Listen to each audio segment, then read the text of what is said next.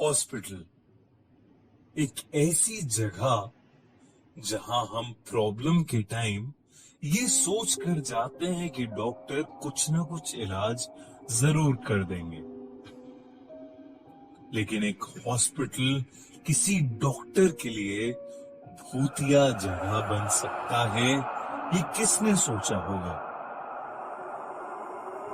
आज की कहानी हैदराबाद के एक हॉस्पिटल में हुए एक ऐसे ही ट्रू इंसिडेंट पर बेस्ड है, जिसकी कहानी हमारे एक व्यूअर मारवा ने हमें भेजी है। 26 साल की डॉक्टर मारवा सामंत एमबीबीएस की इंटर्नशिप के चलते नाइट ड्यूटी के लिए पोस्टेड थी। उसके साथ उसकी 2 बैचमेट्स नव्या और रफिया भी नाइट शिफ्ट के लिए हॉस्पिटल में थे। क्लासेस के दौरान उन्होंने लोअर बेसमेंट के एक हॉन्टेड रूम के बारे में बहुत सुना था। कहते हैं वहां पहले साइकियाट्रिक वार्ड हुआ करता था, लेकिन एक आदमी के वहां सुसाइड करने के बाद वहां कुछ अजीबोगरीब घटनाएं होने लगी, जिसकी वजह से उस वार्ड के सारे रूम्स और बेसमेंट को लॉक कर दिया गया था। वहां किसी को भी जाने की इजाजत नहीं थी और चाबियां बस सिक्योरिटी गार्ड अहमद चाचा के पास रहती थी।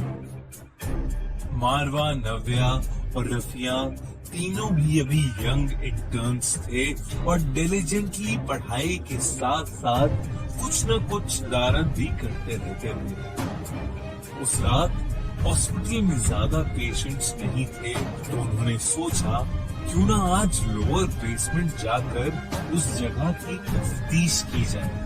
तीनों ने किसी तरह अहमद चाचा से छुपकर चाबी ली और बेसमेंट की तरफ चल दिए।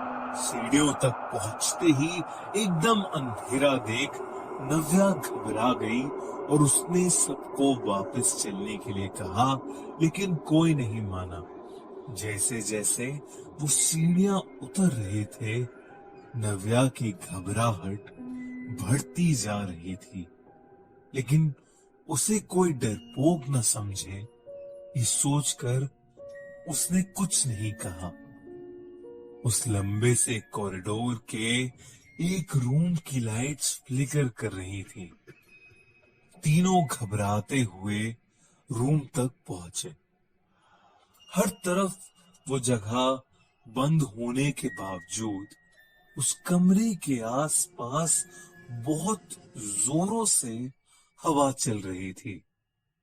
नव्या को उस कमरे की एक खिड़की के रिफ्लेक्शन में पंखे से लटका एक आदमी दिखा और वो जोर से चीख पड़ी।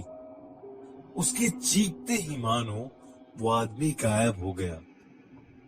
मारवा और रफिया उसके डर को देखकर जोर जोर से हंसने लगे और नव्या उन्हें फिर से कुछ नहीं बोल पाई। वो दोनों कमरे के और अंदर जाने लगे, लेकिन नव्या को अचानक बहुत ज्यादा ठंड लगने लगी और वो कमरे के बाहर चली गई। कमरे के बाहर जाते ही नव्या को ऐसा लगा कि किसी ने उसका पैर पकड़ लिया हो और वो जोर से चीखी। इससे पहले कि मारवा और रफिया कुछ कर पाते, उन्होंने देखा कि एक डरावना सा आदमी नव्या को घसीटते हुए कॉरिडोर के एंड तक ले जा रहा है।